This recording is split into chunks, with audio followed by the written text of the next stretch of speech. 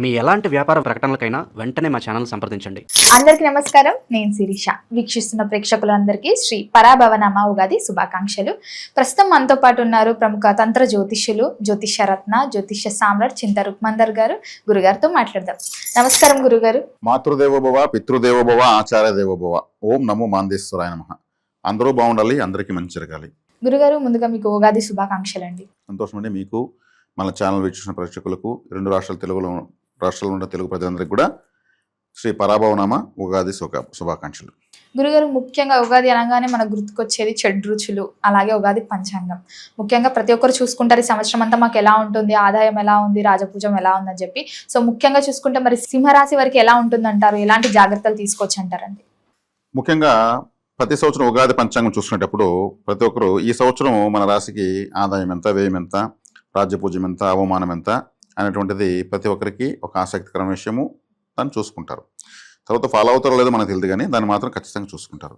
ఈ సంవత్సరం చూస్తే ఆదాయం 5, వ్యయం 5 సమానం, రాజ్యపూజ్యం 7, అవమానం 7, అంతా సమానంగా ఉన్నాయి. అదేవిధంగా ఈ రాశి వారికి చెప్పాలంటే ఈ సంవత్సరం చాలా ప్రత్యేకమైన రాశి, ప్రత్యేకమైన ఫలితాలు ఈ సంవత్సరం సింహరాశి అని చెప్పచ్చు. ఎందుకంటే వీళ్ళకి ప్రస్తుతం అష్టమ శని నడుస్తూ ఉంది. 8లో శని ఉన్నాడు, 7లో రాహు ఉన్నాడు. అంటే రాహు శని ఈ రాశికి బద్ధ శత్రువులు. సింహరాశికి రాహు శని మొదటి శత్రువులు, బద్ధ శత్రువులు, జీవిత పర్యంతం శత్రువులు. అంటే రాహుతో వీళ్ళు ఇబ్బంది పడలేదు, రాశినే చూస్తున్నాడు రాహు. ఎందుకంటే లాభంలో ఉన్న గురువు రాహుని చూస్తున్నాడు, అంటే నియంత్రిస్తున్నాడు. అష్టమంలో శనితో ఇబ్బంది పడుతున్నారు. అదే శని ఏ గ్రహం చూడడం లేదు. ఈ గురువు ఈ రాశికి పంచమాధిపతి, అంటే శుభగ్రహము. అంటే గ్రహరాజు గురువుకి శిష్యుడే కదా. అంటే ఇప్పుడు పూర్వకాల రాజులు ఏం కేవలం గురువులను ఆశ్రయించేవాళ్ళు. అట్లా ఈ రాశికి గురువు శుభగ్రహం. ఆయన లాభంలో ఉంటూ రాహువుని నియంత్రిస్తున్నాడు. ఆయన జూన్ 1 నుంచి వచ్చి మళ్ళీ శనిని చూస్తాడు. అష్టమ శనిని నియంత్రిస్తాడు. అంటే ప్రథమార్థంలో రాహువుని నియంత్రిస్తున్నాడు గురువు, ద్వితీయార్థంలో శనేశ్వరుని నియంత్రిస్తున్నాడు. ద్వితీయార్థంలో అంటే డిసెంబర్ ఆ ప్రాంతంలో రాహువు 6వ స్థానానికి వస్తున్నాడు. అంటే రాహువు మంచి స్థానంలోకి వస్తున్నాడు. సింహరాశికి 6వ ఇంట్లోకి వస్తున్నాడు, దిగ్బలాన్ని పొందుతున్నాడు 6వ ఇంట్లో. అంటే రాహువు 6వ ఇంట్లో ఉంటే పరిస్థితి ఏమంటే శత్రువులు నిలవరు, శత్రువులు లేకుండా చేసేస్తాడు. శత్రు రోగ రుణాలు లేకుండా చేస్తాడు రాహు. రాహుకు 6వ ఇంట్లో విశేషమైన శక్తి ఉంటుంది. అంటే వీళ్ళకు ప్రథమార్థంలో ఒక ప్రయోజనము, ద్వితీయార్థంలో 2 ప్రయోజనాలు. శనేశ్వరుని గురువు కంట్రోల్ చేయడము, మళ్ళీ జూన్ నుంచి మళ్ళీ డిసెంబర్ ఆ ప్రాంతం కంతా రాహు 6వ ఇంట్లోకి రావడము. జన్మంలోకి అంటే వ్యయస్థానంలోకి, జన్మంలో ఉన్న కేతువు వ్యయస్థానంలోకి వెళ్తున్నాడు. అంటే మోక్షస్థానంలోకి మోక్షకారకుడు వెళ్తున్నాడు. గురువు జ్ఞానకారకుడు గురువు మోక్షస్థానంలోకి వస్తున్నాడు, అక్కడ ఉచ్చస్థితి పొందుతున్నాడు. అంటే వీళ్ళకు దైవబలం పెరిగిపోతామని అర్థం. మోక్షస్థానం అంటే దైవస్థానమే కదా అర్థము. మోక్షం అంటే దైవం. ఇంకొకటి ఏమంటే వీళ్ళకు జూన్ తర్వాత అంటే 12వ స్థానం అంటే బెడ్రూమ్ అని కూడా నేను చెప్పుకోవచ్చు. మన పడుకు నిద్రపోయిన బెడ్రూమ్ అని చెప్పుకోవచ్చు. అక్కడ గురువు ఉచ్చస్థితిలో ఉన్నాడు. కేతు మళ్ళీ డిసెంబర్ నుంచి వస్తున్నాడు. అంటే వైవాహిక జీవితంలో వీళ్ళు అనుకున్నంత ప్రేమానురాగాలు భార్య వాళ్ళ భర్తకి, భర్త వాళ్ళ భార్యకి లేకుండా పోతాయి. గురువు అంటే ఇప్పుడు సంసార జీవితంలో ఒకరి పట్ల ఒకరు చనువుకునేది బెడ్రూమే. అక్కడ వచ్చి గురువు వస్తున్నాడు, డిగ్నిఫైడ్గా ఉంటారు అక్కడ. అంటే ఏమైంది, గురువు అన్నప్పుడు ఎలా హుందాగా ఉంటాడు.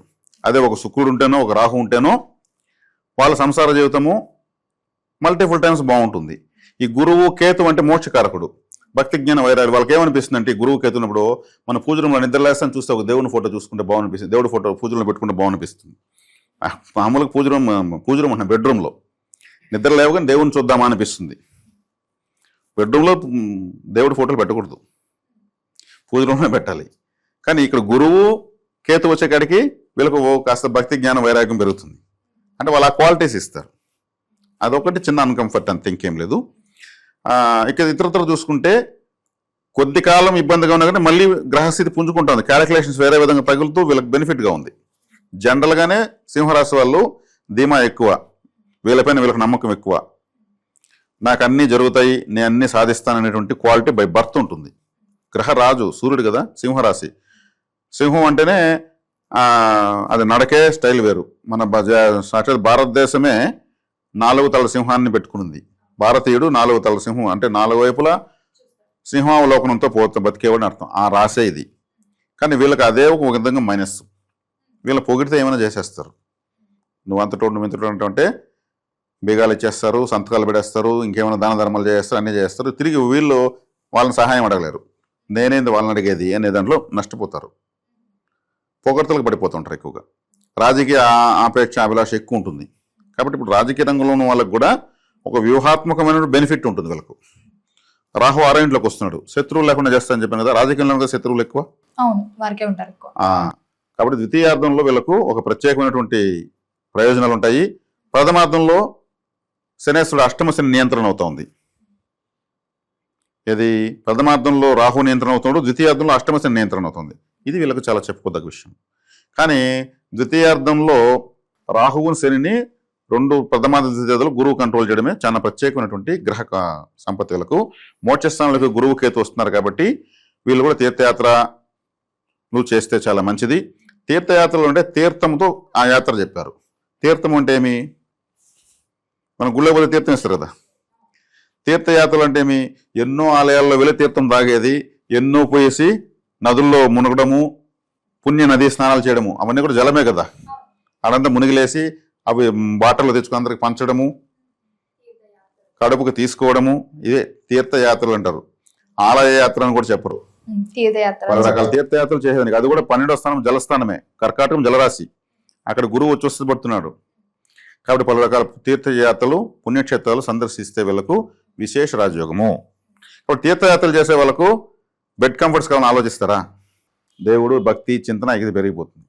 కాబట్టి పుణ్యక్షేత్రాలు తిరిగి వస్తే మనకు అది జరుగుతాయి ఇది జరుగుతాయి ఉంటుంది. కాబట్టి కాస్త వైవాహిక జీవితంలో ఉన్నటువంటి దశలో ఉన్న వాళ్ళకు మాత్రం కొంచెం అన్కంఫర్ట్గా ఉంటుంది. అంతేగాని మిగిలిన వాళ్ళకు పెద్దవాళ్ళకంతా చాలా బాగుంటుంది. ముఖ్యంగా గురుగారు మరి మొదటి 6 నెలలు ఎలా ఉంటుందంటారు? మొదటి 6 నెలలు చెప్తున్నా కదా. మొదటి ప్రథమార్థంలో ఒక బెనిఫిట్ ఉంటే ఒక హెడ్ఏక్ ఉంది, ద్వితీయార్థంలో ఇంకో బెనిఫిట్ ఉంటే ఇంకో హెడ్ఏక్ ఉంది. ప్రథమార్థంలో గురువు లాభంలో ఉన్నాడు, మంచిదే. రాహుని చూస్తున్నాడు, సప్తమ రాహుని కంట్రోల్ చేశాడు. కానీ అష్టమ శనిని కంట్రోల్ చేయలేకపోతున్నాడు. ఆయన మళ్ళీ వ్యయంలోకి వచ్చి ఉచ్చస్థితి పట్టి అష్టమ శనిని కంట్రోల్ చేస్తున్నాడు, రాహుని కంట్రోల్ చేయలేకపోతున్నాడు. ఎందుకంటే ఆయన దృష్టి పడడం లేదు. ఒక ప్లస్ ఉంటే ఒక మైనస్ ఉంది.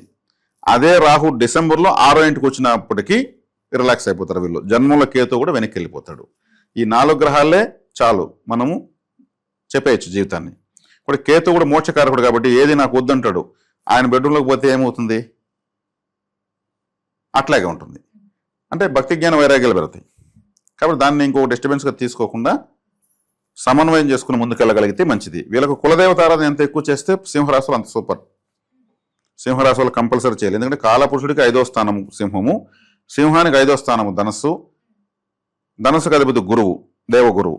కాబట్టి కులదేవత ఆరాధన వీళ్ళు రాశి ఫలాలు మాస ఫలితాలు జాతకాలకు పక్కన పెట్టి ఎప్పుడు ఇంటి దేవుని ఆరాధిస్తూ ఉంటే ఇంకా వీళ్ళకి కాని పని అంటూ లేదు. కులదేవత తెలియని వాళ్లకు శంగాలి అనే ఒక కర్ర ఉంది, శంగాలి కర్ర అంటారు. ఆ శంగాలి కర్ర కులదేవతగా భావించి ఆరాధించుకోవచ్చు ఎవరైనా సరే. అది ఒక రూల్ కర్రలాగా వస్తుంది, రెడ్ బ్లాక్ మిక్సింగ్లో ఉంటుంది. మా దగ్గర దొరుకుతుంది. మా వాళ్ళకి ఫోన్ చేస్తే వివరాలు రేటు ఆ సైజెస్ చెప్తారు. అది చాలా ఇంపార్టెంట్. సింహరాశి వాళ్ళు జీవిత పర్యంతము కులదేవతారాధన పితృదేవతారాధన చేయాలి. పితృదేవతని 4 ఫాదర్స్ ఈ 2 చేస్తూ ఉంటే ఎంత వ్యతిరేక పరిస్థితులు అయినా సరే కంట్రోల్ అయిపోతాయి. ఆ తర్వాతనే ఇతరత్ర. కాబట్టి ఇది చేసుకోవాలి వీళ్ళు. గురుగారు మరి ముఖ్యంగా చూసుకుంటే ఈ సంవత్సరం విద్యార్థులకు ఎలా ఉంటుందంటారు? అదే విద్యార్థులు అంటే ఈ రాశి వాళ్ళ ధీమా ఎక్కువ ఉంటుంది. నాకు అన్నీ వస్తాయి అన్నీ జరుగుతాయని ధీమా దెబ్బతీస్తుందని చెప్తున్నాను మామూలు జనరల్గా. కాబట్టి ఇక్కడ వచ్చేకాడికి విద్యాస్థానాధిపతి బుధుడిని యాక్టివేట్ వీళ్ళు బాగానే చదువుతారు. వీళ్ళకి ద్వితీయాధిపతి బుధుడిని బలపరిస్తే సింహరాశి వాళ్ళకి ఇంకేం అవసరం లేదు. ఒక కులదేవత పితృదేవతలు ఎలాగైతే పట్టుకోవాలో బుధుడిని గట్టిగా పట్టుకోవాలి వీళ్ళు. అదే బుధగ్రహానికి సంబంధించినటువంటి పరిహారాలు ఎక్కువ చేసుకోవాలి. దాన్ని చేసుకుంటా ఉంటే లైఫ్ అంతా సెట్ అయిపోతుంది. ఎందుకంటే ద్వితీయాధిపతి క్యాష్కి సంబంధించిన వాడు, లాభాధిపతి బుధుడు అయినాడు. కాబట్టి ఇప్పుడు గెజిటెడ్ ఆఫీసర్సు అంటే గ్రీన్ సైన్ హోల్డర్స్, బుధుడు అంటే గ్రీన్ ఎక్కువగా ఈ రాశిలో పుడతారు, సింహరాశిలో పుడతారు. అదేవిధంగా గొప్ప గొప్ప ఆడిటర్స్, అంటే కొన్ని వేల కోట్ల కంపెనీలకు ఆడిటర్స్ ఉంటారు. అదొక పెద్ద పద్మవ్యూహంలాగా ఉంటాయి వాళ్ళ ఆదాయాలు, వ్యయాలు, ఖర్చులంతా. దాన్ని ఛేదించగలిగే ఏకైక డాక్టర్ ఆడిటరే. మనకి ఎట్లయితే అనారోగ్యం చేస్తే డాక్టర్ మెడిసిన్ ఇస్తాడో, కంపెనీలకు కంపెనీ లెక్కలు, జమా ఖర్చులు అన్ని చూసేటువంటి చిట్టాలని చూడగలిగేది ఒక ఆడిటరే. ఆడిటర్ చాలా టాలెంటెడ్గా ఉన్నాడు. ఈ సింహరాశి వాళ్ళు ఎవరైనా ఆడిటర్ ఉంటే లక్షల కోట్ల కంపెనీలకు కూడా ఆడిటింగ్ చేసేస్తారు. ఆడిటింగ్ తేడాలు లేకుండా చూస్తారు. కాబట్టి వీళ్ళు సిఏ చదవడం కానీ,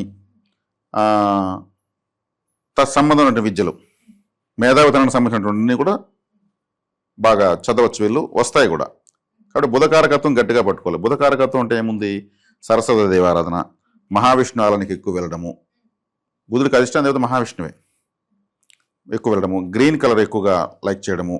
గ్రీన్ కలర్ అని చెప్పాను కదా, పాకిస్తాన్ పచ్చని లైక్ చేయకూడదు. దాంట్లో ఎన్నో గ్రీన్లు ఉన్నాయి, లేత పచ్చ, ముదురు పచ్చ ఇట్లా ఉన్నాయి. మంచి గ్రీన్ కలరు ఫాలో కావచ్చు. గ్రీన్ కలర్ కట్ షీప్ వాడచ్చు, గ్రీన్ కలర్ దువ్వెన వాడచ్చు, గ్రీన్ మిక్సింగ్ డ్రెస్సులు వాడచ్చు, పెసరట్టు ఎక్కువ తినచ్చు, బెండకాయలు ఎక్కువ తినచ్చు.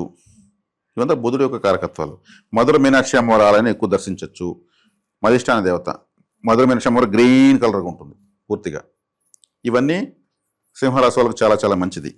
ఇలా చేస్తూ రావడంలో విద్యలో మంచి స్థాయికి వెళ్ళిపోతారు. విద్య వచ్చిందంటే ఇంక జీవితం సెట్ అయిపోయినట్టు. గురుగారు, ముఖ్యంగా కుటుంబ వాతావరణం ఎలా ఉంటుందంటారు?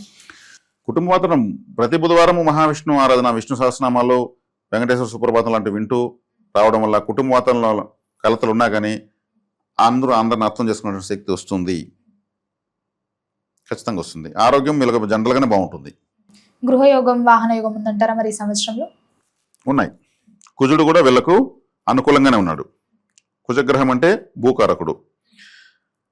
ఇప్పుడు కుజుడు అంటే కమాండరు, అంటే ఆర్మీ చీఫ్. ఈ గ్రహానికి రాష్ట్రాధిపతి ఎవరు? సూర్యుడు. సూర్యుడు అంటే ఎవరు? Prime minister of India. Prime minister of ఇండియాకి ఆర్మీ చీఫ్కి ఎప్పుడు డైలీ మాట్లాడుకుంటారు వాళ్ళు. ఆయన పక్కనే ఉంటాడు, ఎప్పుడు ప్రైమ్ మినిస్టర్ సెక్యూరిటీ చూస్తూనే ఉంటాడు ఎక్కడ పోయినా కానీ. అంటే కుజుడు, రవి మిత్రగ్రహాలు. కాబట్టి వీళ్ళకు భూయోగము, వాహన యోగము, గృహయోగం బాగానే ఉన్నాయి ఈ సంవత్సరం, ఇబ్బంది ఏం లేదు. గురుగారు, ముఖ్యంగా చూసుకుంటే ఈ రోజులలో దూర ప్రయాణాలు చేయాలంటే భయపడుతున్నారు. మరి ఈ సింహరాశి వారు ఈ సంవత్సరంలో దూర ప్రయాణాలు చేయొచ్చు అంటారా? తీర్థయాత్రలు చేయొచ్చు. తీర్థయాత్రలు బాగా పనిచేస్తాయి, బాగా మంచి ఫలితాన్ని ఇస్తాయి. దానికోసం తీర్థయాత్రల కోసం పెట్టిన ఖర్చు కూడా వీళ్ళకి మళ్ళీ ఇంకొక రూపంలో దేవుడు ఇస్తాడు. వీళ్ళకు తీర్థయాత్ర చేసే కొద్దిగా మనీ వస్తూ ఉంటుంది వీళ్ళకు. ప్లస్ దుష్కర్మ నశిస్తుంది, డబ్బులు వస్తుంది. ఎందుకంటే ధనకారకుడు వ్యయ స్థానంలో మోక్ష స్థితి పొందాడు కాబట్టి ఎక్కువ తీర్థయాత్రలు చేయడము. తీర్థయాత్రలు మేము చేయలేమండి, మీరు చెప్పేస్తే మేము ఎక్కడ పోవడం డబ్బులు అనుకుంటే మీకు దగ్గరలో ఉంటున్న ఆలయాలు సందర్శిస్తూ ఉండొచ్చు, పోయి రాగలిగినటువంటి ఆలయాలను సందర్శిస్తూ ఉండొచ్చు. కులదేవతారాధన ఖచ్చితంగా చేయాలి. గురుగారు, మరి ముఖ్యంగా ఆరోగ్యపరంగా ఎలా ఉంటుందంటారు వీరికి? ఆరోగ్యం వీళ్ళకి బాగానే ఉంటుంది. ఎందుకంటే ఆరోగ్యం భాస్కరాది చేత్ అన్నారు. మన ఆరోగ్యానికి భాస్కరుడు అంటే సూర్యుడే కారకుడు. ఆ రాశిలోనే పుట్టారు కాబట్టి వీళ్ళకు డిఫరెంట్ రెసిస్టెన్స్ పవర్ ఉంటుంది. మంచి ఉంటాయి కదా, విటమిన్ కే బాగుంటుంది వీళ్ళకు, విటమిన్ డి బాగుంటుంది. డి విటమిన్ సూర్యుడి నుంచి వచ్చేది. అంటే మనకి ఇప్పుడు ఎక్కడ బ్లడ్ కట్ అయితే వెంటనే బ్లడ్ వచ్చింది అనుకోండి, వాళ్ళకు రెసిస్టెన్స్ పవర్ కొంచెం తక్కువే. ఈ స్కిన్కి బ్లడ్కి మధ్యలో ఒక తెల్లటి లేయరు, ఒక చీక్లెట్ లాగా కొంచెం బయట వచ్చింది అనుకోండి, అది ఒక డిఫరెంట్ కే విటమిన్ అది అంటారు. అది ఉంటే చాలా స్ట్రెంగ్త్ వాళ్ళకు ఉన్నట్లు లెక్క. అది వీళ్ళకు ఉంటుంది సింహరాశి వాళ్ళకు. సింహం అంటే బలమైనదని అర్థం. జంతువుల్లోకి బలమైనది, తెలివైనది, మంచి క్యారెక్టర్ ఉండేదని అర్థం. అది తిని కొన్ని జంతువులకు వదులుతుంది, ఇంకొక జంతువు వేటాడిందని అది తినదు, సింహం తినదు. అంటే ఎంగిలి ఫుడ్ అప్పుడు ఎప్పుడు తిందది. దొరకపోతే కూడా, ఒక వేట దొరకపోతే కూడా, ఇంకొక జంతువు వేటాడిని దొరికితే కూడా తను తినదు, తనకు దొరికితేనే తింటుంది. తను తింటేనే అది ఆ క్వాలిటీ. అట్లే ఎన్నో సింహాలు అంతరించిపోతున్నాయి. ఫుడ్ దొరకని సందర్భాలు, కరువు కాటకాలు ఉన్నప్పుడు ఫుడ్ వేట ఆడితే కూడా జంతువులు దొరకకుండా వేటలు కూడా అంతరించిపోతున్నాయి. సావనస్ వస్తుంది కానీ ఎంగిలి తినదు. ఏ జంతువు దొరికినా ఫస్ట్ పంజాతో కుడివైపునే కొడుతుంది. కుడివైపునే ప్రతి సృష్టిలో ప్రతి జీవికి కుడివైపున ఎక్కువ బలం ఉంటుంది. అప్పుడు కుడివైపునే కొడుతుందంటే దాని బలాన్ని ఒక దెబ్బతో హరించేసి, దాని లాజిక్ చూడండి. మిగిలిన జంతువులు ఎటు బట్టి అటు కొడుతూ ఉంటాయి. ఇది రైట్ సైడే కొడుతుందంటే రైట్ సైడే దీనికి ఫస్ట్ బలం తగ్గించాలి. అంత అద్భుతమైనటువంటి జంతువు సింహము. కాబట్టి దాని సాక్షాత్తు ఆదిపరాశక్తి వాహనంగా తీసుకున్నది. ఒక్కొక్కరు ఒక్కో వాహనం తీసుకున్నారు. కాబట్టి అంత గొప్ప రాశి ఇది. వీళ్ళు పొగడ్తలకు పడిపోకూడదు. ఈ సంవత్సరం వీళ్ళకు ఒక ప్రత్యేకమైనటువంటి బెనిఫిట్ గురువు వల్ల. ప్రథమార్థంలో ఒక బెనిఫిట్, ద్వితీయార్థంలో ఒక బెనిఫిట్ ఉంది. కాబట్టి కులదేవతారాధన, పితృదేవతారాధన కంపల్సరీ చేసుకోవాలి. మహావిష్ణు ఆరాధన, 2వ స్థానం బుధుడు అధిపతి కాబట్టి బుధవారం రోజు వెళ్ళడం వల్ల మంచిది. విదేశీ యోగం ఉందంటారా మరి? విదేశీ యోగాలు ఉన్నాయండి. వీళ్ళు ఏదైనా దేవతారాధన చేస్తే, ఇప్పుడు విదేశీ యోగము వీళ్ళకి కావాలనుకుంటే ఏదైనా దేవతారాధన చేస్తే ఖచ్చితంగా వచ్చేస్తుంది. ఎందుకంటే గురువు అక్కడ ఉన్నాడు కాబట్టి, గురువు దైవ గురువు కాబట్టి వీళ్ళు ఏదైనా మొక్కోవాలి. నాకు వీసా వస్తే నేను ఈ ఆలయానికి ఇచ్చేస్తాను, నాకు ఫారెన్లో జాబ్ వచ్చిందంటే నేను ఇది చేస్తాను మొక్కోవాలి. ఆ ఫండ్ మళ్ళీ ఆలయానికి ఇవ్వాలి. ఎందుకంటే గురువు ధనకారకుడు కాబట్టి, మోక్ష స్థానంలో గురువు ఉన్నాడు కాబట్టి, ఈ రాశికి పంచమాధిపతి కాబట్టి, పంచమాధిపతి వ్యయంలో ఉంటే వ్యయ స్థానంలో గురువు పనిచేయడం చెప్తారు అందరూ. కానీ అక్కడ పని చేయాలంటే ఏం చేయాలి నేను చెప్తున్నాను. మోక్ష స్థానం కాబట్టి దేవతారాధన చేస్తే అతను రిజల్ట్ ఇస్తాడు. మరి రైతులకు ఎలా ఉందంటారు? రైతులు బాగానే ఉందండి. ఎందుకంటే ఇక్కడికి ప్రథమార్థంలో కన్నా ద్వితీయార్థంలో బాగుంటుంది. Second half. ద్వితీయార్థంలో ఎందుకు బాగుంటుందంటే జలరాశిలోకి వచ్చి గురువు ఉచ్చస్థితి పొంది అష్టమంలో ఉన్నటువంటి శనేశ్వరుని, ఆయన కూడా జలరాశిలో ఉన్నాడు, చూస్తాడు కాబట్టి ఆటోమేటిక్ బాగుంటుంది. అంటే ద్వితీయార్థంలో మంచి ఫలితాలు వీళ్ళు సాధించవచ్చు. గురుగారు, మరి మొత్తం ఇది సంవత్సరం అంతా వాళ్ళకి ఇంకా బాగుండాలంటే ఏ దైవాన్ని పూజించమంటారు? ఎలాంటి పరిహారాలు చేసుకోవచ్చు అంటారు? కులదేవతారాధన, విష్ణు ఆరాధన, పితృ ఆరాధన, ఇదే చాలు. ఇది చేస్తామంటే ఈ సంవత్సరం అంతా బాగుంటుంది. గురుగారు, మొత్తం మీద ఈ సంవత్సరం అంతా సింహరాశి వారికి ఎలా ఉండబోతుంది, ఎలాంటి జాగ్రత్తలు తీసుకోవాలో తెలియజేసినందుకు ధన్యవాదాలు. ధన్యవాదాలు.